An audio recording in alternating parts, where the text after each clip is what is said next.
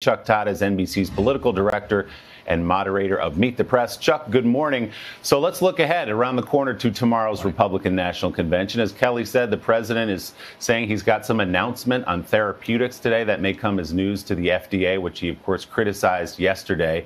What do you think this convention is going to look like this week? Obviously, it'll be heavy on Donald Trump. Do you think it'll be like the speeches we saw this week that actually go all the way back to his inaugural address, where he talked about American carnage, scenes in the street, that he says are what Joe Biden's America will look like, despite the fact that he is the sitting president? You know, Willie, I guess it's setting up to look like what you're describing, but it's a bit of a head scratcher to me, and I think it comes with a lot of risk. The Democratic convention was pretty dark at times, you know, some dire warnings from both Obamas. Certainly, I think, sort of helped paint a darker picture with Joe Biden, and closing it with a more optimistic, hey, you know, we can get out of this. Look, you know, when you have 70% of the country saying we're headed in the wrong direction, some 60% of the country who believe we've mishandled the virus in a big way, it's hard to be upbeat. And so, but yet we know the president wants to signal that we're turning a corner, and yet at the same time also paint this dark carnage picture. So I think they have a real challenge here on tone. They could look whiplashy. They could look out of touch if they're almost too much to the base. This doesn't look like a convention that has any plans of trying to win back the disaffected Republicans that seem to be up for grabs. So, I don't know what to expect. I have a feeling it's going to be very base focused, but I'm wondering if that's a mistake.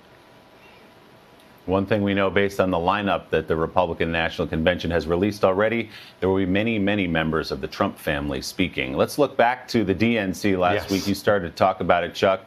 It was as much about decency and character as it was about policy. Effectively, Joe Biden, his campaign saying, I'm not that guy who's sitting in the Oval Office right now. Mm-hmm. How are they feeling now, just over 2 months coming out of their own convention, about his prospects? Obviously, they're not getting complacent, but they are ahead in most polling.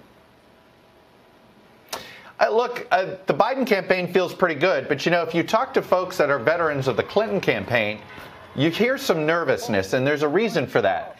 Yeah. Because Biden's kind of running the same race. You know, Hillary Clinton left her convention deciding to run a character campaign against Donald Trump, less a policy campaign.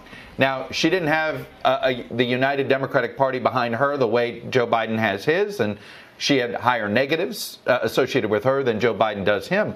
But they're basically running the same campaign, and it didn't work 4 years ago, and maybe it will this time. But that's the little bit of nervousness that I have noted with some Democrats, particularly those that were on the Clinton campaign. Yeah, I'm hearing that, too. The obvious difference, of course, Donald Trump, not an insurgent candidate, but the sitting president.